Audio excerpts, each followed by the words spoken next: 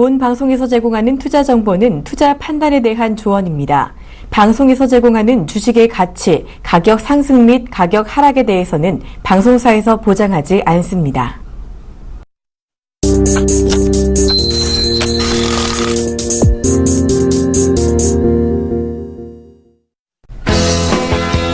시청자 여러분 안녕하세요. 대박플러스의 강예린입니다. 저희 대박플러스에서는 매일 저녁 7시부터 1시간 동안 국내 최고의 주식 전문가들이 명예를 걸고 소개하는 관심 종목과 기법 강의를 함께 하실 수 있습니다. 오늘도 스튜디오에 국내 최고의 주식 전문가 두 분 모셨습니다. JDI 파트너스의 하창봉, 임명균 전문가 나와주셨습니다. 안녕하세요. 안녕하십니까. 네, 안녕하세요. 반갑습니다. 먼저 오늘의 국내 증시 상황부터 정리해드립니다. 코스피가 미국 FOMC 훈풍에 힘입어 장중 한때 2,000선을 터치하는 등 상승세를 이어갔습니다. 17일 코스피 지수는 전날보다 13.09포인트 상승한 1987.99로 장을 마감했는데요. 오후장 들어서는 2,000선까지 오르는 모습을 보였습니다. 이는 지난해 12월 24일 이후 처음 있는 일입니다.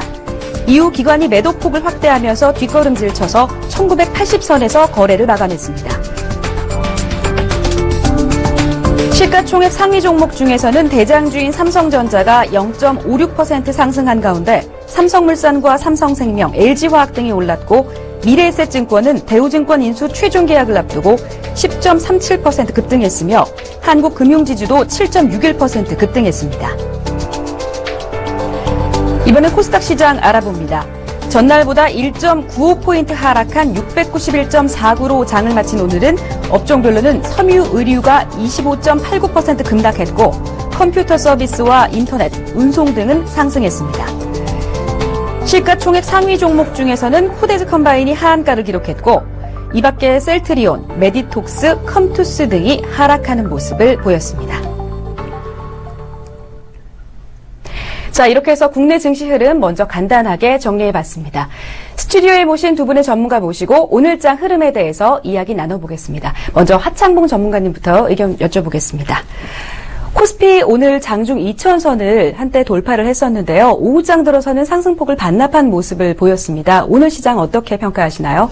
네, 사실 오늘 코스피는 상당히 조금 1시까지만 해도 분위기가 좋았던 것 같습니다. 2,000선을 살짝 넘기도 했습니다만 오후장 1시간 정도를 남겨놓고 약간 수급적으로는 크게 바뀐 게 없었습니다. 외국인도 오늘 4,000원 이상 매수를 해줬고요. 계속 팔고 있는 조금 서운한 세력, 기관은 계속 팔았는데 오후장에 조금 코스피를 반납한 데 내용을 보면 역시나 선물 시장에서 외국인들이 일시적으로 조금 팔았죠. 팔다 보니까 밀렸는데 어떻게 보면 어제 밤에 나왔던 미국발 FOMC 훈풍 자체가 오전 한 오후까지 이어가다가 해석의 차이지 않겠습니까? 약간 우리 국내 정치가 그러한 부분에 대해서 좀 선반영됐다는 거, 그런 것도 좀 차지하면서 일정 부분 좀 차익 매물도 나왔고, 최근에 보면은 기관들이 지금 주식의 펀드에서 대략 한 9거래일 연속, 10거래일 연속 매도를 하고 있습니다. 최근에 제가 자료를 보니까 한 1조 정도를 판 것 같아요. 그러니까 기관들이 파는데 또 하필이면 지금 지수 위치대가 2,000선이라는 거죠. 2,000선이다 보니까 지금 본 그 지수 2,000선의 위치가, 심리적으로 2,000이기 때문에 매물이 나오는 부분도 있고요. 또 조금 있다 보면 기술적으로 60주선이 위치하고 있습니다. 그래서 매물 부담이 좀 상당히 많지 않나 그렇게 볼 수 있을 것 같고, 그러한 와중에도 오늘도 역시나 외국인들이 상당히 좀 공격적인 매수를 했습니다.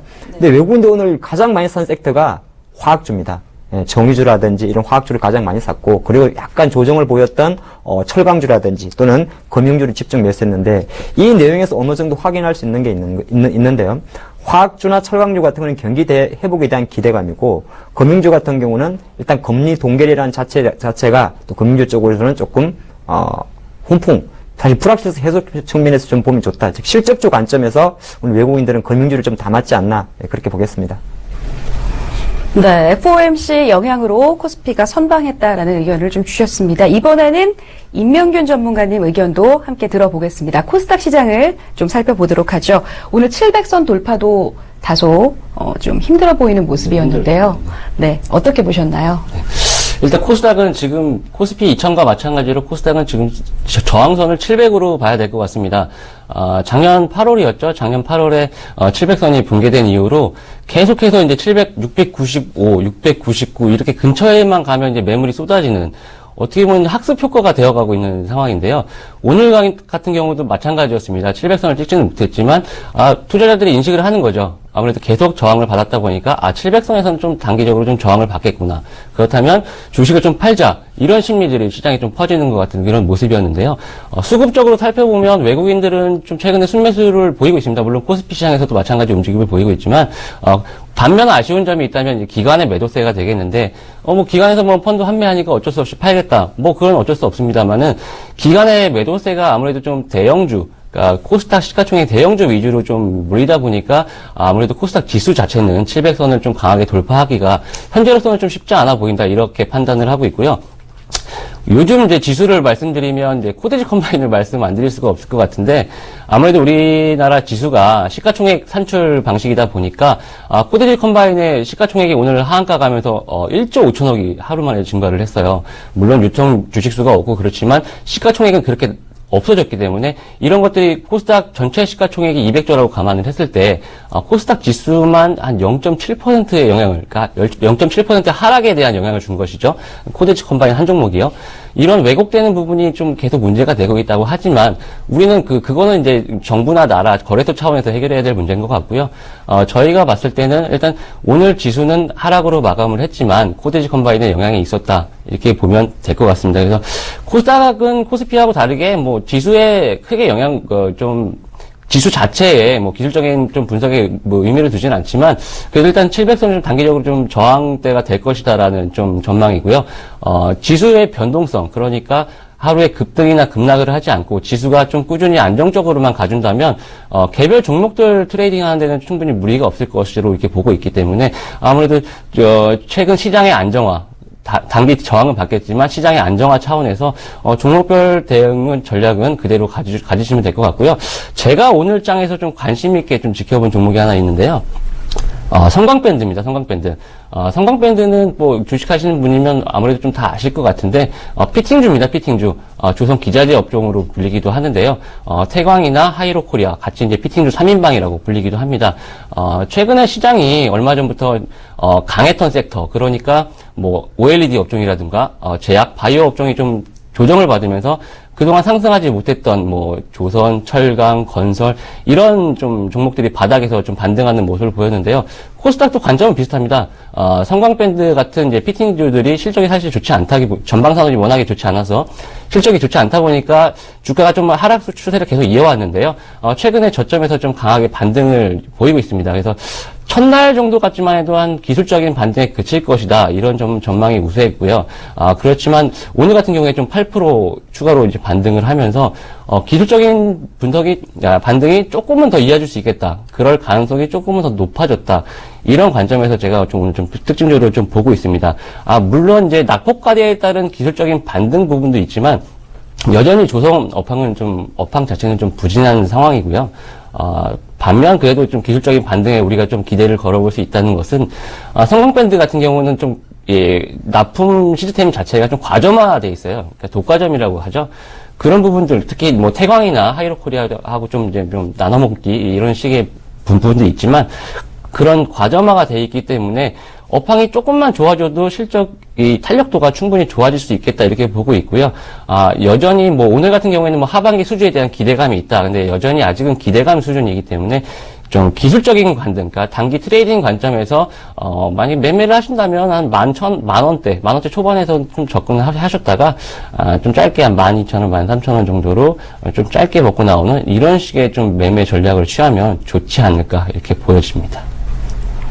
네, 임명균 전문가 성광밴드 종목 함께 짚어주셨는데요. 이번에 하창봉 전문가께서는 오늘 코스피 시장에서 좀 관심 두신 종목 혹시 있으신가요? 네, 사실 오늘 아까 외국인들이 가장 많이 사는 섹터가 화학 섹터라고 말씀드렸는데 화학 섹터는 이제 크게 정유가 있고 순수 화학이 있죠. 보통 LG 화학 같은 호남 수교, 금호 수교학 같은 화학이 있고 또 하나가 이제 정유인데 사실 어떻게 보면 어제 국제 유가도 다시 38달러선을 회복했죠. 그러다 보니까 오늘 SO일 같은 종목들이 상당히 좀 힘이 좋았습니다. 사실 SO일이 주가가 최근 작년 연말 한 6만 원도 안 하다가 지금 8만 9천 원대니까 상당히 많이 올랐죠. 가장 중요한 거는 제가 볼 때 그런 것 같습니다. 미국이 어떻든 금리 인상 속도를 조금 늦췄다는 것은 강달러를 조금 잡아주는 요인이 되죠. 그러면 유가와 달러는 반대 방향으로 움직입니다. 그러니까 달러화가 약세로 전환하게 되면 유가는 상승을 하는 그런 구조인데, 물론 지금 유가의 흐름은 사실 뭐 오펙의 어떤 그 감산 가능성, 동결 가능성, 제가 말을 실수했네요. 감산은 안 하죠. 예, 동결입니다. 동결 가능성 쪽으로 이제 묻히는데, 중요한 것은 유가의 하반 경직이 많이 나왔다는 거죠. 그런 관점에서 좀 SOL이나 이런 종목들, 아니 이거 19가 종목인데 어떻게 접근할 수 있습니까? 할 수 있습니다만은, 지난 올해 접어들어서 사실 코스피 기준으로 가장 강한 섹터가 바로 이 정유화학 섹터입니다. 근데 강했다는 거는 실적이 되기 때문에 강한 거죠. 여러분들 아시겠지만은 또 한 2주 정도가 지나면 1분기 실적 시즌 이하이가 또 나옵니다. 그렇게 되면 뭐 사실 삼성전자 현대차에 대한 실적 기대치를 할 수 없는 상황 아니겠어요?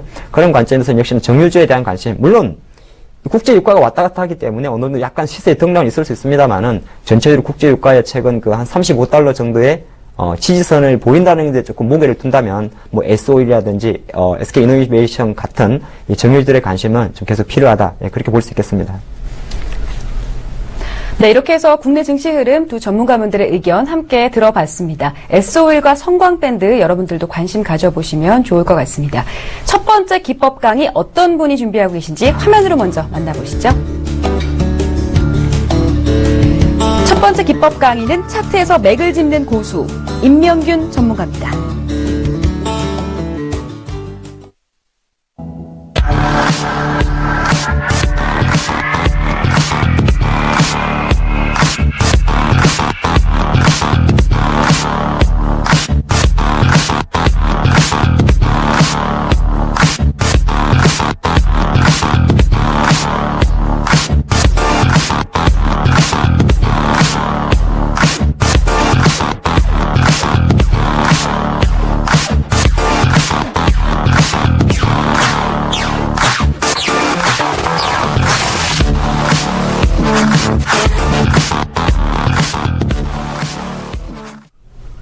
네, 안녕하십니까, 임명균입니다. 오늘 저의 좀 테마는 차트에서 맥을 짚는 전략입니다. 결국엔 차트에서 본다면 기본적인 분석보다는 기술적인 분석이라고 보셔야 될 것 같은데, 우리가 차트에서는 보통 매수 타이밍과 매도 타이밍을 잡죠. 우리가 이런 차트에서 매수 타이밍과 매도 타이밍을 잡을 때 유용하게 쓸 수 있는 보조 지표들에 대해서 제가 앞으로 강의를 쭉 해드릴 건데요. 제가 매주 목요일 날 옵니다. 그래서 처음부터 마지막까지 하나하나씩 보조 지표 종류별로 하나씩 설명을 해드릴 예정이고요. 사실 주식시장에서 1+1은 2다. 그러니까 수학처럼 또 공식처럼 맞아떨어지는 건 사실 없습니다. 뭐 장대 양봉이면은 뭐 강하다. 장대 음봉이면 약하다. 물론 확률적으로는 그렇게 될 가능성이 높지만 수학처럼 무조건 이퀄로 되지는 않습니다. 그렇기 때문에 우리가 보조지표들을 하나씩 공부해 가면서 이런 경우에 이런 보조지표가 맞고 이런 상황에선 저런 보조지표가 맞고 또 혹은 여기에선 거짓 신호가 나왔고 이것은 진짜 신호이기 때문에 우리가 신뢰를 할 수 있다. 이런 부분들을 하나씩 공부해 가신다면 좋을 것 같고요. 특히 오늘 같은 경우는 첫날이기 때문에 제가 좀 가장 가볍게 보조지표 중에 거래량도 보조지표 중에 하나고요. 이동평균선을 들고 나왔는데요.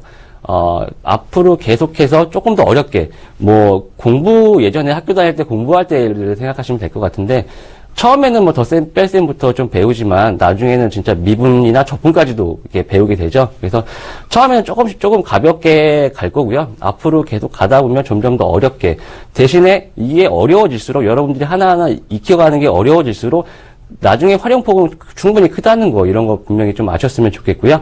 이제 시작하도록 하겠습니다. 자, 일단은 이동평균선입니다. 이동평균선.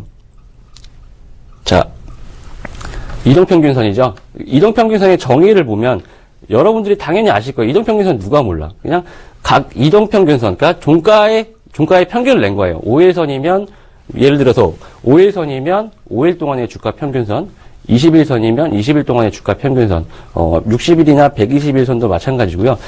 이동평균선 너무 심심한데? 사실, 아무래도 주식하시는 분들이, 뭐, 어떤 회사의 뭐, PER이 얼마고, 뭐, 실적이 어떻고, 뭐, 잉여금이 얼마고, 이런 것들은 잘 모르셔도, 차트 분석들은 요즘엔 다 하시잖아요. 특히 아무래도 좀 차트에 볼 때 가장 주로 보시는 것들이 캔들도 있겠지만 거래량과 함께 이동평균선이라고 생각을 합니다. 근데 제가 오늘 그럼에도 불구하고 이동평균선을 말씀드리려고 하는 거는 여러분들이 이동평균선을 알지만 어떻게 활용하느냐에 따라서 이게 좀 되게 흔하고 어디 보조지표 되면 영어 좀 들어가고 막 시그널이 복잡해서 거기서 매수 타이밍이 나와야 되는 거 아니냐 이렇게 생각을 하실 것 같은데 이동평균선 같은 경우도 제대로 알고 잘 활용을 하신다면 복잡한 것보다 오히려 좀 간단하게 매매 타이밍, 매수나 매도 혹은 어떤 상승 추세라든가 하락 추세 이런 것들을 판단할 수 있기 때문에 이동평균선도 분명히 우리가 좀 처음부터 좀 잘 짚고 넘어가야겠다 이런 관점에서 제가 오늘 이동평균선을 들고 나왔는데요. 다음 차트를 한번 볼게요. 자, 셀트리온입니다. 셀트리온인데 이 주가 여기에 보시면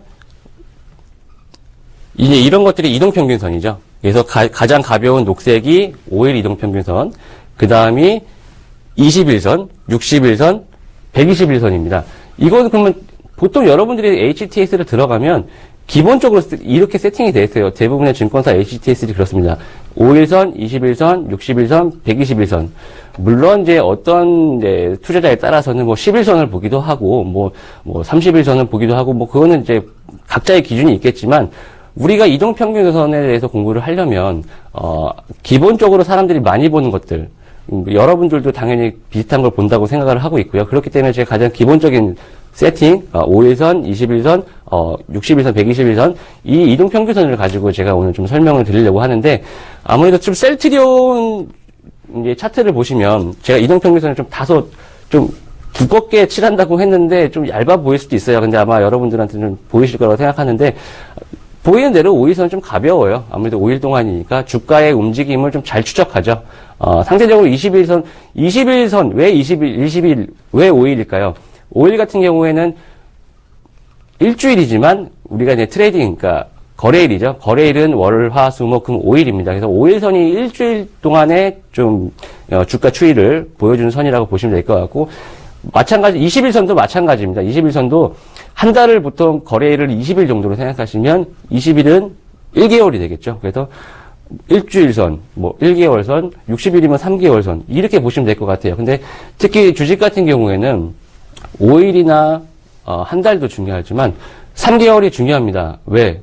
3개월마다 분기 실적이 나오죠. 물론 이제 좀 종목마다 좀 발표하는 시점의 차이는 있겠지만 3개월마다 분기 실적이 나오기 때문에 그런 실적 발표에 따라서 물론 시장에서 전망을 합니다. 삼성전자의 주가가 좋을 것이다. 혹은 나쁠 것이다. 회사에서 IR을 해요. 이번에 진짜 잘 나올 거예요, 실적. 물론 시장 전문가들이 다 분석을 합니다. 하지만 막상 회사에서 공시를 뻥 했는데 어닝 서프라이즈다. 그럼 주가가 막 급등을 하기도 하고요. 반대로 한 500억 정도는 생각을 했는데 회사에서 웬걸 꼴랑 100억 벌었대. 그러면 주가가 막 급락하는 사유가 되기도 합니다. 그렇기 때문에 우리가 좀 이동평균선을 기준으로 해서 그런 것들을 좀 미연에 방지하고자 공부를 좀 한다고 보시면 될 것 같고요. 자, 가장 이제 이동평균선으로 가장 처음에 판단해 볼 수 있는 건 추세입니다. 추세. 이 종목 같은 경우는 오스템 임플란트예요. 오스템 임플란트인데 제가 차트를 그러니까 주봉으로 보면 여러분들이 좀 보시기 좀 편할 것 같은데 아무래도 좀 주봉보다는 일봉이 좀 친숙하지 않으실까 해서 제가 좀 이게 좀 기간을 늘렸어요. 기간을 늘렸기 때문에 좀 캔들은 잘 안 보실 수도 있겠지만 우리가 오늘은 캔들을 공부하는 건 아니고 이동평균선을 공부하는 날이기 때문에 이동평균선을 좀 보시면 될 것 같아요. 오스템 임플란트는 회사들은 다 아실 거예요. 임플란트 하는 회사인데, 주가가 한동안 많이 올랐어요. 많이 올랐는데, 이것에 그럼 주가가 올랐는데, 그럼 여기 고점에서 사야 될 것이냐, 아니면 이제는 차익 실현을 해야 될 것이냐. 물론 보유하고 계신 분이라면 매도 시점이 궁금하시겠지만, 내가 신규로 가지고 매수를 하려고 하시는 분들 같은 경우에는 언제 사면 좋을까? 이런 거에 대한 좀 궁금증이 있으실 것 같아요. 그래서 오스템 임플란트 좀 일봉 차트를 보면요. 결국에는 이동평균선, 이 선들이 물론 약간의 교차도 있겠지만 이런 선들이 오른쪽 상향을 하고 있습니다. 기울기로 따지면 우상향이죠. 주식하시는 분들은 빨간색을 좋아하고 우상향을 좋아합니다. 우상향이라는 건 뭐냐면 주가가 계속 올라가고 있다는 얘기예요. 그렇죠? 이런 캔들, 이런 단기 시세대로 나오지만 그런 것들은 또 5일선이 반영을 하고 있죠. 주가, 이동평균선이 우상향을 하고 있다는 점이에요. 우상향을 하고 있다. 그러면, 이 종목은 굳이 캔들을 보지 않아도, 주봉을 보지 않아도 이동평균선을 딱 봤을 때, 이 종목은 상승 추세에 있구나. 우리가 그렇게 판단을 할 수 있습니다. 상승 추세. 추세의 상승은 뭐냐? 상승이 단기간에 급등이 나올 수도 있죠. 급락이 나올 수 있지만, 근데 상승이 좀 느긋하게 나올 수도 있고요. 물론 상승이 나왔다 하락이 나올 수도 있어요. 그렇지만 우리가 하루하루를 보면은 좀 그렇게 일희일비할 수 있지만 조금 길게 보면 이동평균선을 통해서 우리가 추세를 판단할 수 있다. 결국엔 상승 추세에 있다는 것은 그 종목이 실적이 좋다거나 아니면 어떤 좀 모멘텀을 가지고 있다거나 분명히 좋은 내용들이 있기 때문에 이동평균선이 상승 추세를 나타낸다고 보시면 될 것 같아요. 그렇다면 상승 추세일 경우에 이런 이동평균선을 주가가 보여줄 때 우리가 매매 타이밍을 어떻게 잡아야 될까? 간단합니다. 간단해요. 복잡하게 생각하실 필요는 없을 것 같고요. 주가가 특히 이 맨 밑에 선을 보시면 이게 121선입니다. 121선. 이런 5일선의 좀 진폭은 좀 큰 상황이지만 이 121선을 보시면 여기를 제가 표시를 해드릴게요. 이런 것들, 이런 부분들. 자, 어떻게 되고 있나요? 주가가 121선 근처까지 하락을 했을 때 다시 반등이 나오죠. 결국에는 뭐냐면 이 이동평균선이 추세를 보여주지만 그런 우상향되는 이 이동평균선이 지지라인으로 작용을 하는 겁니다. 지지라인. 지지와 저항의 개념도 아셔야겠지만 일단 기본적으로 아실 거라고 전제를 하고요. 오늘은 이동평균선을 좀 배운 날이니까 지지라인이 되는 거예요. 그러니까 주가가 이 근처, 지지라인 근처 가면 지지가 되는 거예요. 그러면 지지라인쯤 오면 사면 되겠다. 이렇게 생각을 하겠죠? 맞습니다. 답은 벌써 나와 있어요.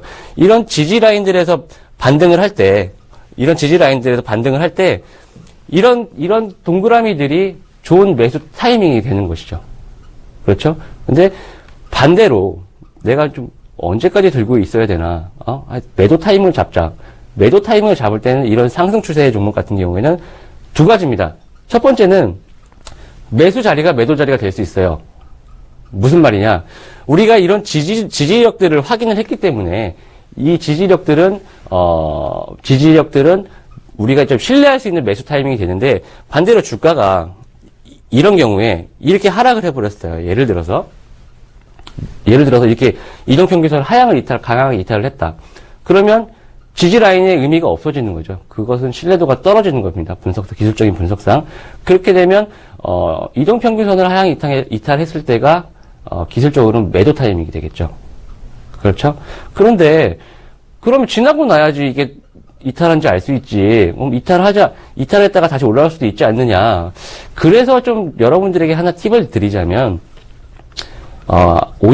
장중에 내려갈 수는 있어요. 장중에 내려갈 수 있지만, 혹시 종가, 오후에 다시 반등을 해서, 저점 매수세가 유입이 되면서 반등을 한다면, 그것은 좀 지지로 봐도 무방하다. 저는 이렇게 보고 있습니다. 실제로 그럴 확률이 높고요. 그렇기 때문에, 이동평균선의 이탈을 판단하는 건, 그러니까 이거는 지지라인을 이탈했다. 이렇게 판단하는 거는 종가상으로 완전히 하향을 이탈해서 마감을 했을 때, 할 것 같을 때, 그럴 때, 이탈이라고 판단을 하시면 될 것 같아요. 그렇기 때문에, 상승 추세에 있을 땐 매수와 매도 타이밍을 잡는 게, 지지되는 라인에서, 이동평균선에서 찾으면 되겠다. 하지만, 상승 추세에 있다면, 이 종목은 분명히 좀 관심을 여러분들이 좀 판단을 할 때도 추세가 상승하는 종목을 매매를 하시는 게 아무래도 이동평균선이 대체로 지지라인으로 작용을 하죠. 왜냐하면 주가가 계속 상승하고 있기 때문에 얘도 수익이고 보유 중인 애도 수익이고 또 산 애도 또 수익이에요. 왜? 주가가 계속 상승을 하고 있기 때문에. 네. 그렇기 때문에 상승 추세는 좋은 것이고 반대로 이 한일시멘트 같은 경우인데요. 이거 같은 경우는 정반대죠. 주가가 계속 하락세를 나타내고 있습니다. 이동평균선의 기울기는 우하향이죠. 그러니까 주가가 지속적으로 하락을 보이고 있다는 겁니다. 그러면 아까 같은 경우에 지지라인으로 작용했던 이동평균선이 이제는 저항으로 작용합니다. 저항. 이 근처 오면 파는 거예요. 사람들이. 많이 올랐다? 어차피 빠질 거야. 이런 인식들이 생기는 거죠. 이게 심리적인 문제인데 결국에는 아까 상승 추세 종목들은 그런 것들이 지지라인이 되지만 하락 추세의 종목들은 저항대가 된다. 그래서 여러분들이 좀 하락 추세의 종목, 이런 이동평균선이 좀 이렇게 기울기가 좀 빠지고 있는 종목들은 좀 매매하실 때 좀 피하시는 게 좋겠다. 이런 말씀을 드리고 싶고, 그렇다면 어느 종목이나 다 마찬가지냐? 이건 KT입니다. 딱 보기에는 뭐 추세가 안 나오죠. 그렇지만 이동평균선은 분명히 있습니다. 하지만 주가는 어떤 라인에도 지지 라인을 보이지 못하고 있어요. 그건 뭐냐? 이동평균선이 그렇게 좀 맞아 들어가는 종목이 있고 그렇지 않은 종목들이 있다는 거죠. 그래서 이동평균선을 맹신할 필요는 없지만 주가가 이동평균선의 신뢰도를 보여줄 때만 거기 그런 종목들에만 대응을 하시면, 이런 KT 같은 종목은 이동평균선을 대입할 필요가 없다. 이런 부분들을 제가 좀 말씀드리고 싶어서 KT를 가져왔고요. 그 다음에 SK 네트워크스입니다. SK 네트워크스 같은 경우는 주가가 많이 빠졌어요. 많이 빠졌죠. 이 중기 이평선 같은 경우는 우하향을 보이고 있어요. 많이 빠지는데 최근에 주가가 이렇게 반등을 하고 있어요. 이렇게 반등을 하고 있죠. 반등을 하면서 이런 저항대들을 뚫고 있어요. 그렇죠. 우리가 흔히 말하는 골든 크로스라고 하죠. 저항대들을 뚫으면 뭐예요? 단기간에 장기적으로는 여전히 하락 추세에 있지만 단기 시세가 좋아지고 있다. 그렇다는 건 주가가 하락 추세를 벗어나고 있다. 이런 것을 암시하는 것이죠. 그래서 이런 5일선이 21선을 상향 돌파하거나 21선이 61선을 상향 돌파하거나 그런 경우에 골든 크로스라고 보고 매수 관점에서 좀 접근하시면 좋을 것 같다. 이런 말씀을 드리고 싶습니다. 그래서 여기에 관련된 종목들을 제가 오늘 두 개를 뽑아왔는데요. 첫 번째는 지스마트 글로벌입니다. 지스마트 글로벌 같은 경우는 기본적으로는 비메모리 반도체 이미지 센서 업체인데, 옛날로 따지면 사진을 찍으면 이제 필름에 맺혀서 그런 현상을 하죠. 이런 디지털 카메라 같은 데 들어가는 이미지 센서를 개발한 업체인데, 사실 스마트 글로벌, 그러니까 평광률이죠. 이런 스마트 글라스 사업을 시작하면서 주가가 급등을 했고 실제로 실적도 어마어마하게 좋아졌습니다. 작년 같은 경우에 영업이익이 한 82억 정도가 났는데 그 중에서 이 스마트 글라스가 78억을 했으니까 뭐 거의 다 했다고 봐야 되겠죠. 그래서 이런 스마트 글라스 좀 모멘텀 계속 가지고 있고, 특히 이제 5개 강국법이 작년 12월에 좀 개정이 되면서 올해 7월부터 시행이 됩니다. 그래서 자유표시 허가제가 승인이 난 곳은 이런 5개 광고에도 건물 전체 벽면을 광고판을 쓸 수가 있어요. 그렇기 때문에 올 7월 이후에는 충분히 수주 잔고가 증가할 것이다. 이렇게 보고 있고요.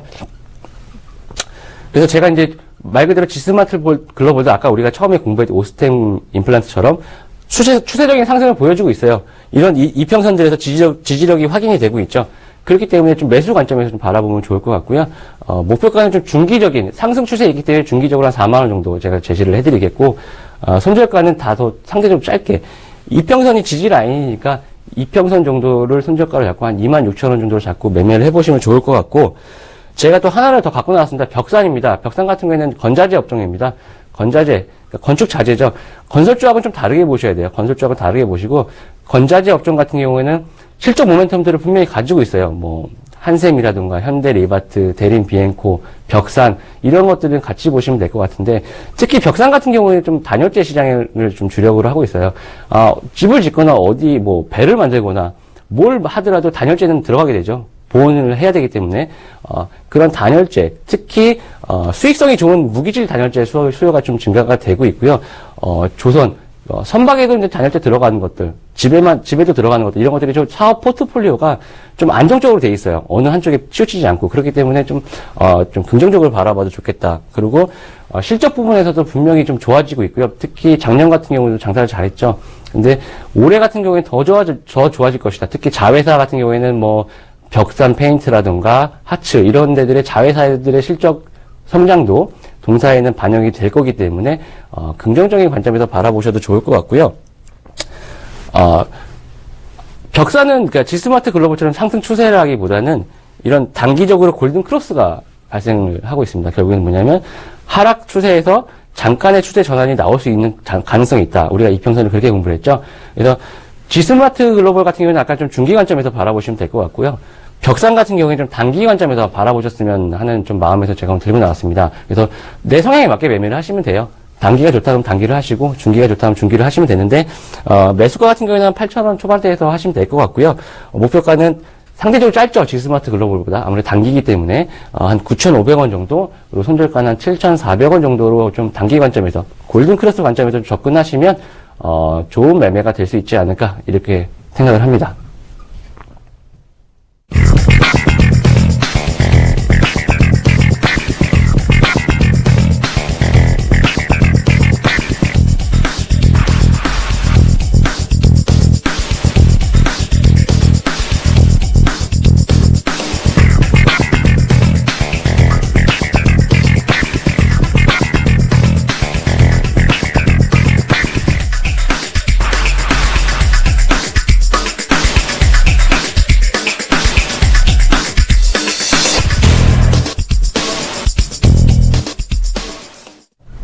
네, 이렇게 해서 임명균 전문가의 차트에서 맥을 짚는 고수 기법 강의와 관심 종목 함께 알아봤습니다. 두 번째 강의 이어갑니다.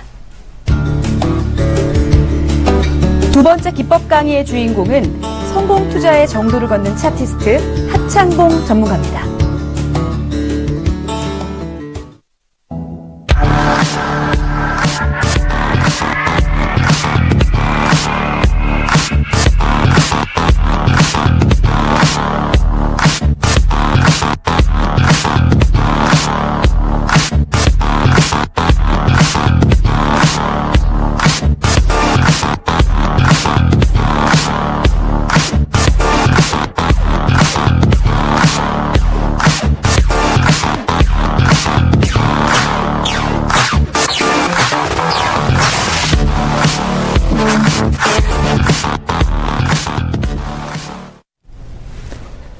안녕하십니까. 하창봉입니다. 서울경제는 만 2년? 네, 만 2년 만에 다시 인사드리는 것 같습니다. 물론 저를 처음 보신 분도 계실 것이고, 한 2년 전에는 열심히 또 서울경제에서 좋은 이야기를 했던 것 같은데, 다시 한번 2년 만에 뵈서 저도 상당히 좀 반갑습니다. 오늘은 저는 이제 그런 이야기를 좀 하고 싶어요. 많이 아시겠지만은, 우리가 가장 많이 듣는, 예를 들어서 정권 시황이라든지, 저희도 지금 조금 전에 방송을 할 때, 외국인이 4천억을 샀습니다. 이런 말씀 많이 하지 않습니까? 저의 트렌드는, 방송 컨셉은, 교육 컨셉은, 우리가 가장 많이 듣는, 하지만 그냥 헐려 듣는 내용이죠. 개인이 얼마를 샀네. 아니면 또는 외국인이 팔았네. 그래서 주가를 내렸네. 그래서 그런 관점에서 시장에서 가장 많이 듣는, 즉, 시장이 어떻게 흘러가는지를 보면서 내 종목이 과연 기관이 사는데 왜 안 오르지? 외국인이 파는데 왜 올라가지? 네, 가장 기초적인 걸 배우는 시간을 갖도록 하겠습니다. 가장 기초적인 것 속에 사실 여러분들이 가장 돈을 벌 수 있는 팁이 있을 것 같습니다. 그래서 오늘 첫 번째 시간인데요. 이제 모든 앞으로의 강의는 이제 계속적으로 이 커리큘럼을 진행이 됩니다. 오늘 첫 번째 시간에서 다룰 내용은 가장 이제 원초적인 질문을 한번 던져봤습니다. 투자가 누군가? 네, 우리 지금 텔레비전을 보고 계시는 우리 일반 개인 투자가분들 그리고 외국인 기관이 있죠. 제가 약간 여담 같지만은 주식해서 돈 버는 방법이 딱 두 가지가 있어요. 이게 가장 아마 오늘 강의의 가장 핵심이 될 것 같네요. 첫 번째는요. 정말 좋은 종목을 찔러주는, 전달해주는, 이거 사봐, 저거 사봐 하지 않습니까? 그런 좋은 사람이 있으면 됩니다. 좋은 친구. 참, 이론제면. 두 번째는 정말 독학을 잘하고 자기가 고수가 되면 돼요. 전문가가 되면 되죠. 근데 이게 사실은 상당히 이빠른 이야기입니다. 네. 이세돌 이번 주였죠. 이세돌 구단이 알파고와 바둑을 뒀죠. 물론 이제 그 1승에 값진 의미가 있습니다. 근데 저는 그 바둑을 보면서 어떤 생각이 들었냐면, 사람하고 기계잖아요. 여기서 어떤 차이가 나오냐. 결정적인 차이가 하나 있습니다. 바둑이란 게 보면 한두 시간 두는 게 아니잖아요. 5시간, 10시간 두는데 체력적인 한계가 있다는 거죠. 기계는 체력적인 한계가 없어요. 계속 돌아가니까. 이거 우스갯소리 우리가 그런 말 했습니다. 코드 뽑아버리라고. 네. 하도 이세돌 구단이 3패를 하니까 열받아가지고 코드 뽑아버리라. 그런 말도 하지 않습니까? 그게 바로 같은 맥락입니다. 그 어떤 좋은 자가 항상 좋은 종목을 갖다 전달해줘서 아무 생각 없이 얼마에 사서 얼마에 팔어 10번 다 맞을 수는 있겠죠. 하지만 그 11번째가 틀리게 되면 그동안의 사상 누각이 다 날아가죠. 또 사람이라는 게 참 간단해요. 사람이라는 게 간단한 어떤 말이냐면 조금씩 버는 이런 말이 있죠. 이 돈 맛을 본다고. 우리 토박판에 가면 그 판사님들 일부 돈을 잃어주지 않습니까? 그러면 조금 애들 어르신들 하시는 말 표현대로 간이 커져요. 그러니까 10번을 10번을 다 좋은 종목을, 뭐 좋은 종목이란 건 이제 대박주가 됐겠죠. 예. 해줬는데 돈이 벌면 그때부터는 자기는 전혀 노력도 하지 않고 그냥 주는 대로 늪성부터 마지막에 돈이 많이 들어갑니다. 그래서 승률은 만약에 11전 10승 1패라도 그 1패가 그 전에 10승을 다 깎아 먹을 수 있죠. 그걸 뭐냐? 그래서 이제 공부를 하셔야 되는 거죠. 네, 제가 한번 보죠. 개인들은 보통 이 투자자별 수익 동향인데요. 급등주, 세력주에는 거의 다가 이게 개인 매매 주체들이 많이 잡힙니다.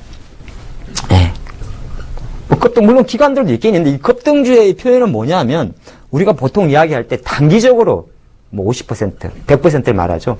이렇게 올라간 거는 괜찮아요. 급등주 아니죠. 근데 최근에 뭐 예를 들어서 언론에서 말이 많았던 코데즈 콤바인처럼 한 방에 이렇게 500%가 이런 건 급등주죠. 거의 다가 이런 개인 쪽 창구에서 많이 들어온다는 게 이제 특징이죠. 지금 이런 것들은 잘 기억을 하셔야 돼요. 기관들은 저도 기관에 좀 있었습니다만은 우리나라가 좀 힘들어요. 이게 무슨 말이냐면 장기적으로 뭔가 평가를 할 수가 없습니다. 뭐 예를 들어서 기관들이 펀드 매니저가 이런 내용을 잘 기억하시면 좋을 것 같아요. 분기적으로 또는 연말 기준으로 시장보다 걔네들은 그 BM이라는 표현을 써요, 여러분. BM. 예. 벤치마크라 그러는데요. 종합주가지수 대비 자기 펀드 수익률이 떨어지면 어떻게 해야 되겠어요? 짐 싸야 되죠. 예, 짐 싸야 됩니다. 말이 안 되잖아요. 예. 시장은 10% 올랐는데 펀드 매니저 자기 포트폴리오는 마이너스 10%다. 당연히 짐 싸야죠. 그러다 보니까 이 친구들의 성향이 뭐냐? 상당히 단기적이고 중기적이며 조금 제가 좀 안 좋게 이야기하면 몰빵도 잘합니다, 이 친구들은. 예, 우리 방송용 용어는 아니에요. 예, 근데 여러분, 뭐, 방송 용어보다 이런 말이 더 편하실 것 같아서 제가 편하게 말씀드리는데, 몰빵도 잘합니다. 이 말이 무슨 말이냐면, 가끔 보면 기관들 수급 들어오는 거 보면 갑자기 확 올라요. 예. 뭐, 오늘 같은 경우는 아니지만 가끔 보면 뭐 어떤 전기차 테마로도 싹 들어왔다가 IT 테마다. 그러다 보니까 기관들의 내 종목에 기관 종목이 들어온다 그러면 탄력성이 좀 붙습니다. 네, 그걸 좀 기억하시면 좋을 것 같고, 외국인 투자가는 이 친구들은 두 가지 때문에 상당히 중기적이고 장기적입니다. 왜? 첫 번째는 돈이 많아요. 이게 참 마음 아프죠. 돈이 많으면 투자 자체, 여러분이 공감하시죠? 돈이 많으면 투자 되게 여유로워요.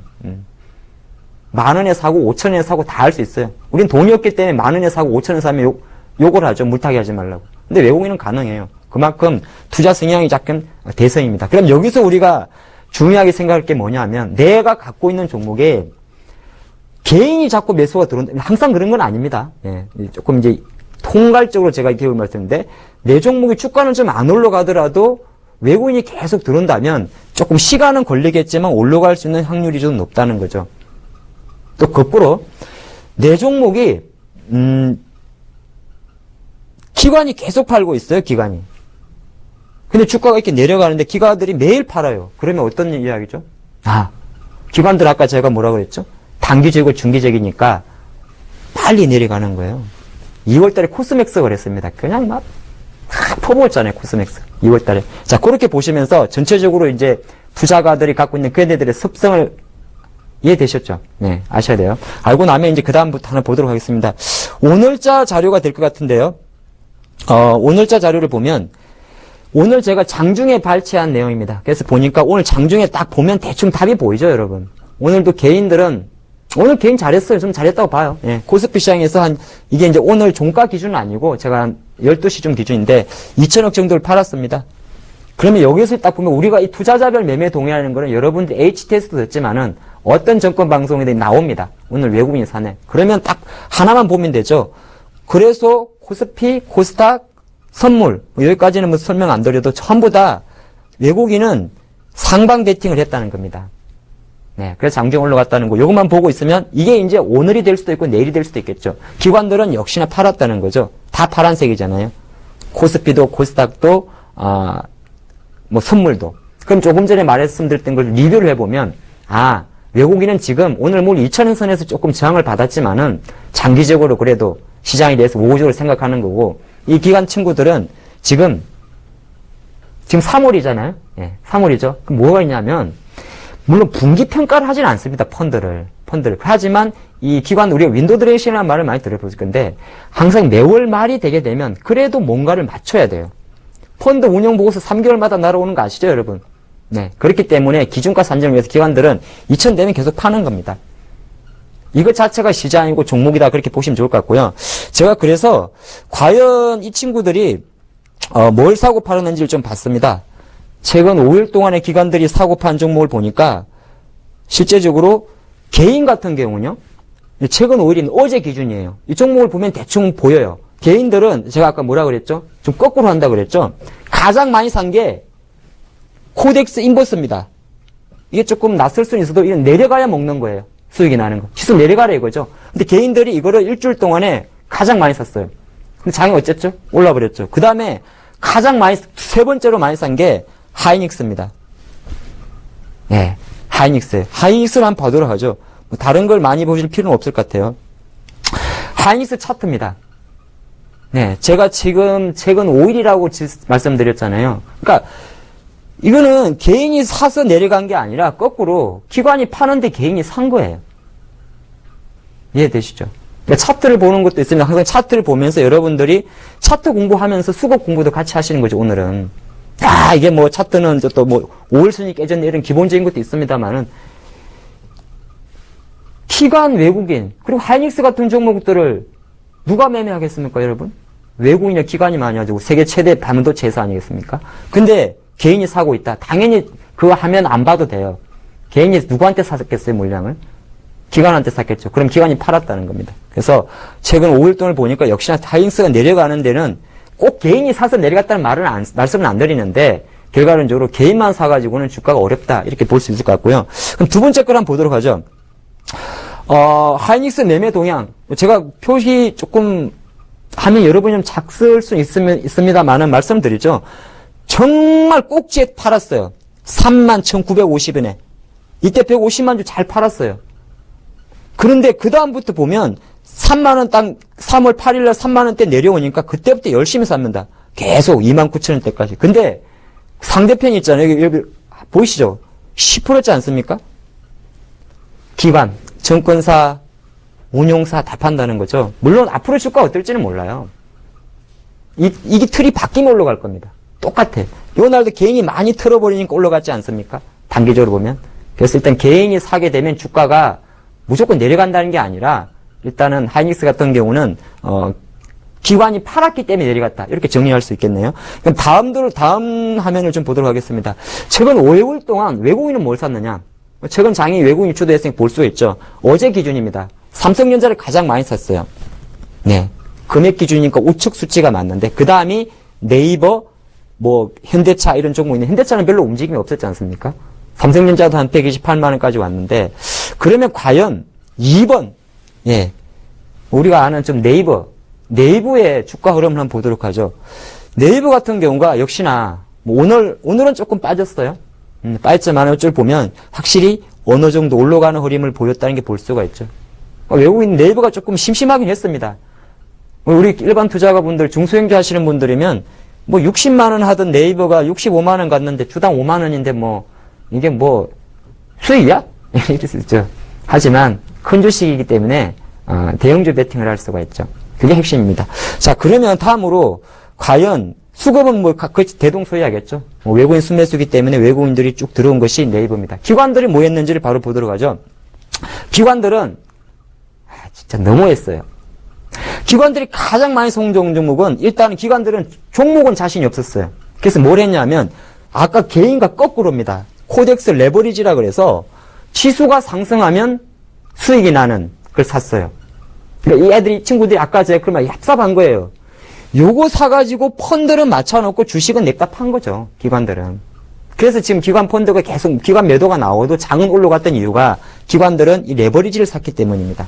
그리고 기관들이 그 외에는 기관들은 바닥주를 좋아해요. 성격이 되게 좁아가지고 잘 보세요. 아모레포스피, 하나금융지주, 또 LG생활건강 전부 다 어떻게 보면 이 최근 5일 기준으로 이제 반짝 올라서 그렇지 지난주까지만 해도 밑에 있던 주식입니다. 근데 하나금융지주 같은 경우는 이렇게 올렸죠. 예, 올렸어요. 그래서 이걸 제가 조금 정리를 하면 어차피 이거는 하나의 특징이기 때문에 말씀드리는데 오늘 여러분한테 말씀드릴 거는 차라리 이게 정설은 아닙니다. 근데 저는 차라리 이거를 정설처럼 하고 싶어요. 개인 투자와 웬만하면 반대로 해라. 여러분, 우리도 개인이지만 내 주식이 자꾸 개인만 사고 있으면 그게 이제 급등주가 아니라는 걸 좀 예외를 한 겁니다. 급등 번외야, 이거. 실제적으로, 반대로 생각하고, 웬만하면 외국인 따라 순매수하는 거 따라하면 최소 본전 이상 난다는 거죠. 기다리면.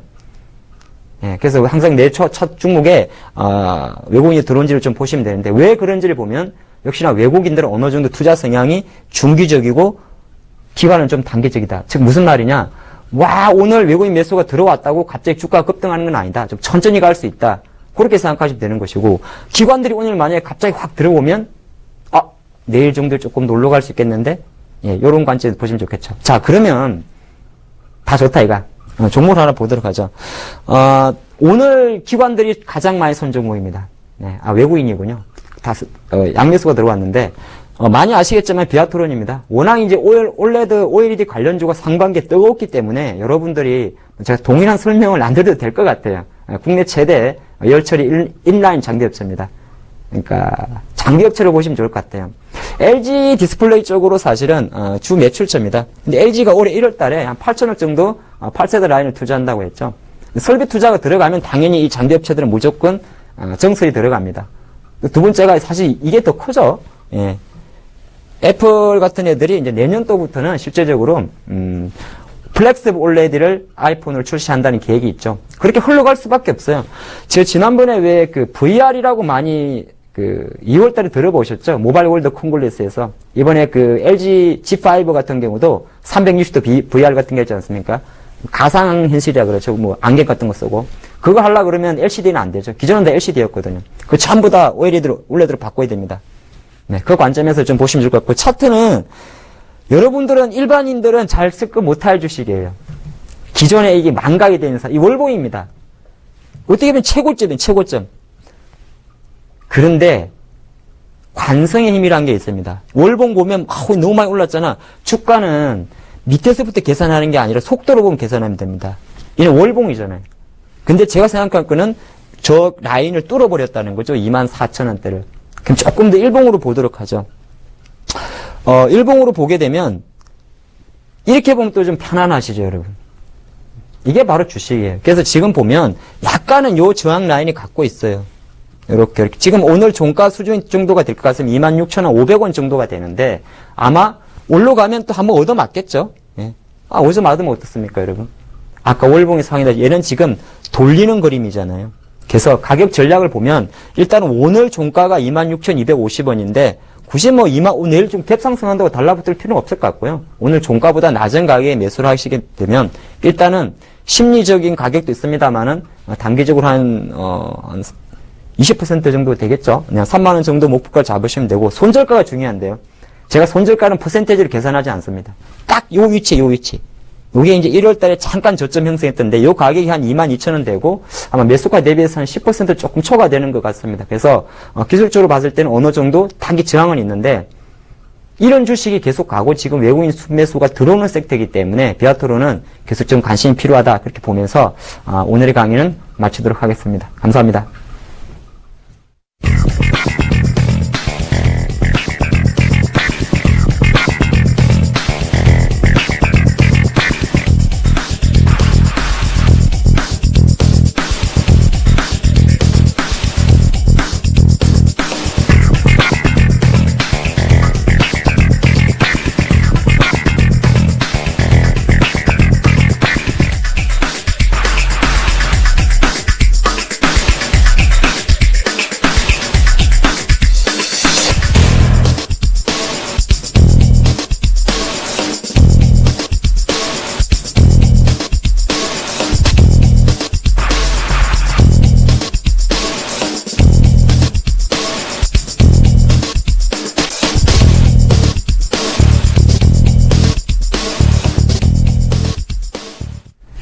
네, 이렇게 해서 두 전문가의 기법 강의 함께 하셨습니다. 대박 플러스 벌써 마칠 시간이 됐습니다. 저희 대박 플러스 오늘 주 전문가분들이 추천해 주신 기법 강의와 관심 종목 관심 가져보시면 좋을 것 같습니다. 저희 서울경제TV 홈페이지 들어오셔서 대박 플러스 게시판 배너를 클릭하시면 잠시 후 8시 잠시 후 8시 조민영 전문가, 9시 임명균 전문가의 무료 공개 방송 함께 하실 수 있습니다. 들어오셔서 많은 관심과 참여 부탁드립니다. 대박플러스 내일 이 시간에 다시 찾아오겠습니다. 함께 해주신 여러분 고맙습니다.